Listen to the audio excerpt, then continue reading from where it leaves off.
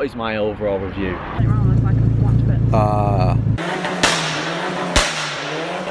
Yeah, lads.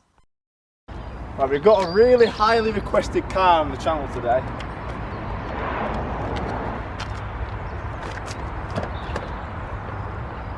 That's the first Narlad point right there. Now this is JCW Lauren's JCW. Now I've heard a lot about these JCWs. I actually used to have a friend who used to work at BMW and he used to have a Mini and he used to absolutely rail off it. Now I never drove it, but I used to hear some good things. So this is a 2009 JCW Mini Cooper S. So the JCWs, they come with, instead of 180 brake, around 180 brake, they've got 211, so they're a little bit quicker from factory. And they've also got better body kits and they've got some better interiors and some better nice colour coordinated stuff, you know. Now, I actually went and looked, a few years ago, I actually went and looked at a Mini Cooper S.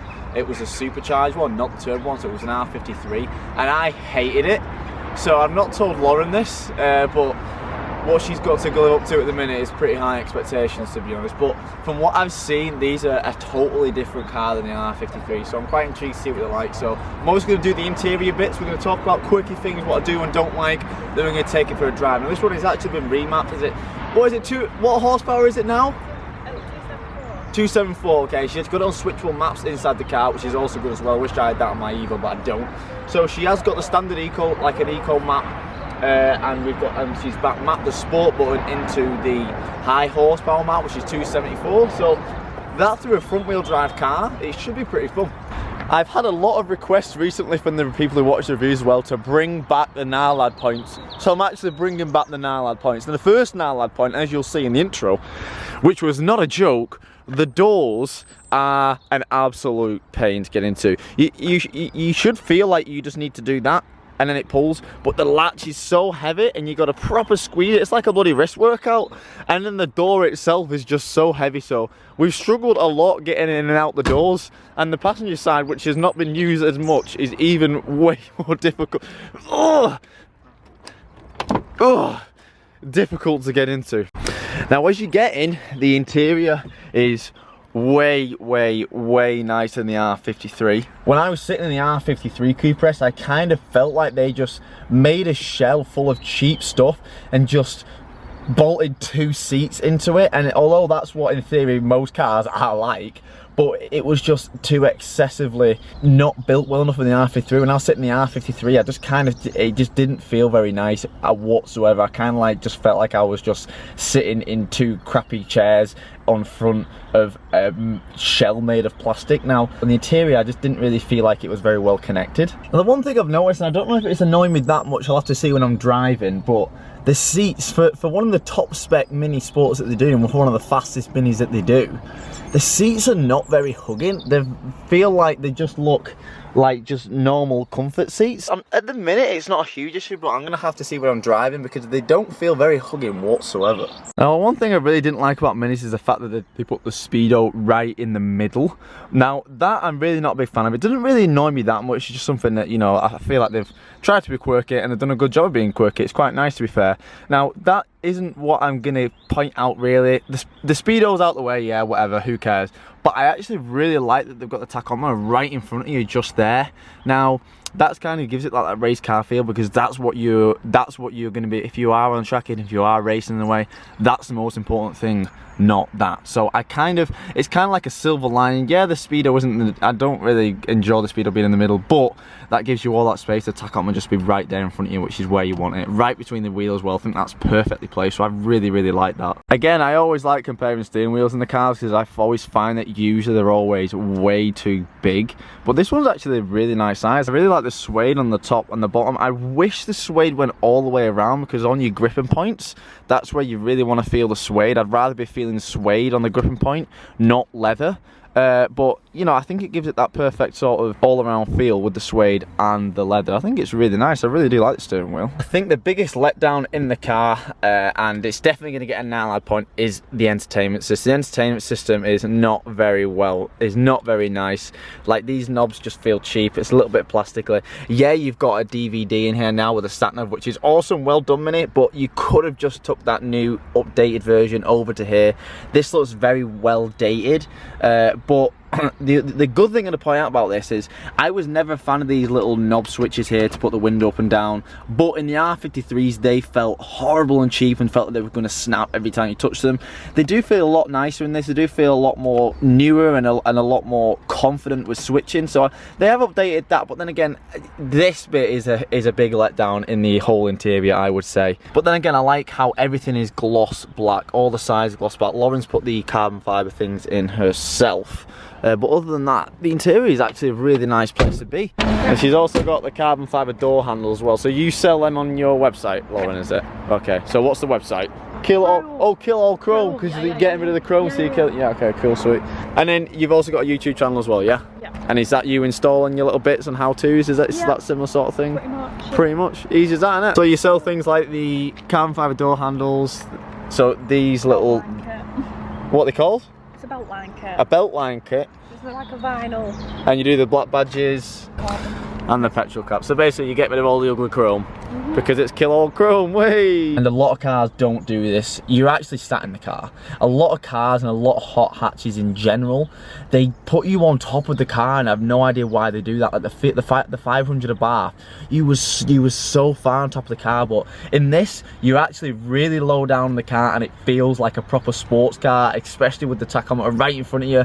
You're really low down.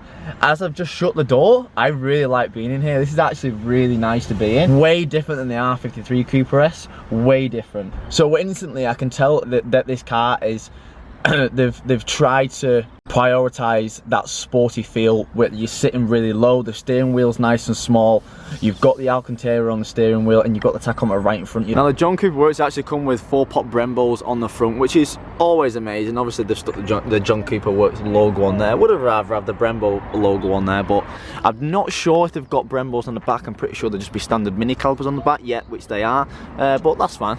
Now the colour of this is absolutely beautiful. It's like a creamy, really creamy white. I'm not sure how it's going to come across on camera, but in person it's really creamy. It almost looks literally like, well, cream. What is this colour called, Lauren? Pepper white. Right, well the name doesn't do it much justice. They could have called it something like Le Creme or something like that, but you know, mini. Take tips to me next time, lads. So the back of the car is really, really, really aggressive. You've got the diffuser, which Lauren tells me is called a challenge diffuser. I'm not entirely linked up with my German lingo. The Challenge Mini, which I'm guessing is like their sort of track slot mini. And then also she's got this big spoiler on the back. Where's the spoiler from, Lauren? Aranji? Okay, some people aren't going to be a fan of that spoiler, but me personally, I like big spoilers. I think it transforms the whole car. I feel like you can easily go over the top with spoilers. Like, I'm not a huge fan of when people put the Focus RS spoilers on the Fiestas, but this, I feel like this ties in perfect with the car, especially with the diffuser. The first thing I said to Lauren when I pulled up to her was, it just seems so much bigger in person. On Instagram, it looks like an R53 on Instagram, so I was really confused when I was looking at the pictures, because it looked like an R53, but it had the stand of an R56. So I was really, really, really confused about which one it was, but when you see it in person, it's a lot bigger in person. The whole car just looks wider, especially the front end and the rear arches. Now, there's one thing which Lauren has told me, and I probably would have recognised it if I had the car for a long time or something like that, but the fact it doesn't actually have a temperature gauge inside the car, which is very annoying. I just had to get this scan gauge, which will, it's kind of like an OBD thing. It will give you multiple different, so you've got boost, you can get temperature in there, which is cool that she's got that as well. And there's one more thing which Lauren has pointed out, which I would have never ever have noticed, but the roof just comes straight into the window. There's no actual channel there for water to go down, so you're saying every time it rains or anything like that, it snows, and you open the door, it just comes all the way inside the car and it goes all over you. So instead of having channels here which would run down and go down, there are no channels, so you get all the crap, all the water just comes down this curved edge and just goes straight into the car. Now, I asked Lauren if these lights were standard and she said no. Were they chrome before? Yeah. Yeah, so Lauren's actually split them and painted them herself, which is a really good job, because I've recently done that with mine, and I know it's not very easy. Funnily enough, Jesse's just said I was expecting the lights to come up with the bonnet, and they actually did on the old one. Yeah. And it was really awkward trying to change a bulb. So is everything standard? It's just a map on it? No, so it's got... obviously the exhaust. AirTech intercooler. It's got the JCW airbox, you see. So not a lot of people do change that. To be honest, I've seen a lot of people with minis, with the annoying thing, because the airbox is right at the back of the engine. I've seen some people put cone filters on them and stuff, and they run awful. Or you've got, yeah, the panel filters are always the best way to go, like literally. Car's meant to run with that airbox, so. Buy them like AEM things, but the big dollar. Have that So you've got the standard JCW exhaust on, but you've obviously took the mid pipe out and things like that. And decat, yeah. Okay, cool. I think we're ready to take it for a spin. I think we're ready. Right then, first drive. John Cooper Works Mini. I've heard that these pop and bang very easily. That's what I've heard. Yeah. So when you say, oh, do they? So you were saying that she flames quite regularly, does she? So we're in the eco mode now, which is just the standard map, is it? Mm-hmm. The complete standard map. Yeah. So it's 211 brake. Mm-hmm. The car feels, it's comfortable. It's really comfortable. Yeah. And it's like, it's the one issue I hated when I went because I went looking at a Cooper S when a few years ago. It was an R53. Yeah. It felt, I just hated the interior. It felt like I was in a tin can with 2 seats bolted into it. They are. This is way nicer. Yeah. This is like, and it's actually quite big inside as well. Now you saying it seems really sluggish, and is it just the power that seems sluggish in the eco mode, or is it just the whole car in general? A little bit with the power, and then the steering just feels a bit Soft. Yeah. Yeah, I kind of do know what you mean. So we're in sport now, are we? Mm-hmm. Okay. Now I said this to Lauren a minute ago, and I don't know how she took it, but I said it sounds exactly like Xavier Sirocco. I couldn't actually. Words can't explain how similar it is. It's just the. Yeah, like that. Although I was saying before that it's a little bit annoying that they got the speedo in the middle, but I was saying it's really good that you've got the tackle right in front of you. You actually have got a little digital miles per hour in front of you as well, so it's not like you have to keep looking over there to see how fast you're going. You've actually got a digital one in front of you, which is good, which is saves your neck with doing this all the time, doesn't it? Yeah. Do you know how much these cars weigh? 'Cause I didn't look. Google that, because it doesn't feel light. Do you know what I mean? Yeah. I thought it would feel a lot lighter. It kind of does feel, you can feel the weight of the car. Yeah. Although I've not really put it around corners any quick. Right, I think we're going to have a, what is it? 1,100. Right, so it's 1,100, so that's light. That is actually a bit light. It does feel a lot heavier than that, to be fair. Right, let's see.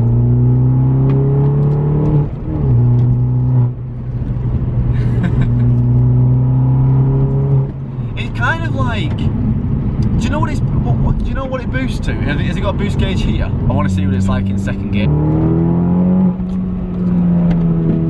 What?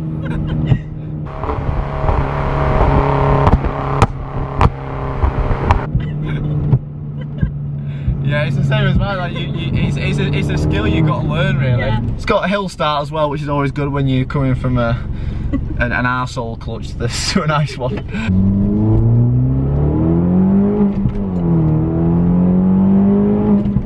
Woo! Nice pop then. Let's get it banging here. Woo! Oh my god.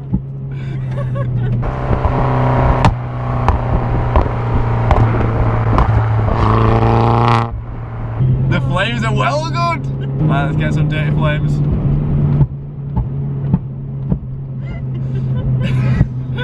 Time. Look at these fucking coffin dodgers!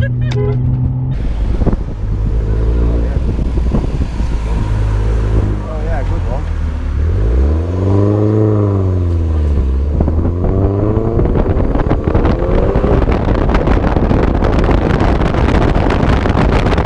I thought the car would be a lot low end and really boost spiky, because I thought it would be a lot.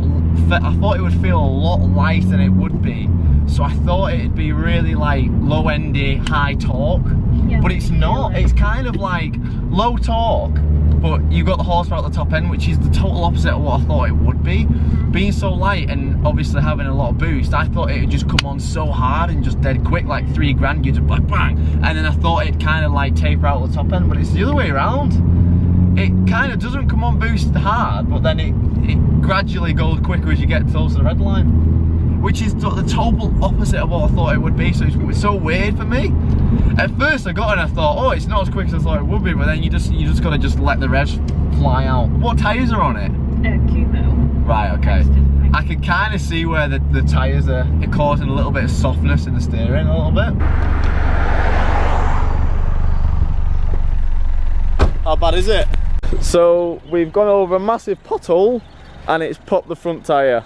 You might have to drive down here with the Evo and stuff and take it to a tyre place. Just straight down that road really, but I'll give you a ring in a minute, we'll see if we can find the tyre inflator or whatever. It's if it that. It's not damaged alloy though, is it? No. Good sturdy mini alloys. Lee Lockwood works.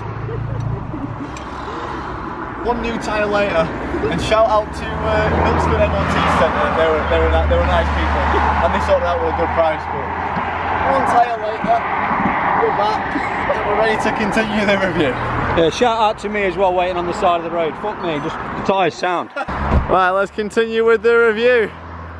But I'm not driving anymore. Okay, so after a little bit of a traumatic experience where we went over the biggest pothole ever and it split the tyre, so we had to get a new tyre. Which is always fun, lol, no. But we'll come to the end of the video and we're going to do my overall review. What is my overall review? I thought personally it was going to be quicker than it is. Given the fact that it is 1,100 kilos, which is quite light, it definitely feels heavy. I thought it would have felt a lot lighter. Now, the power is there, it's just, you just don't feel it as much because I thought it'd be really light and nimble and the boost would come on dead quick. It's kind of the opposite as I said when I was driving. You have the horsepower up top, but there's not much torque, so it doesn't feel that light, nimble and nippy. Leading on to my next point, it is on the standard suspension, which is, it is quite, don't get me wrong, it sits nicely, it is soft.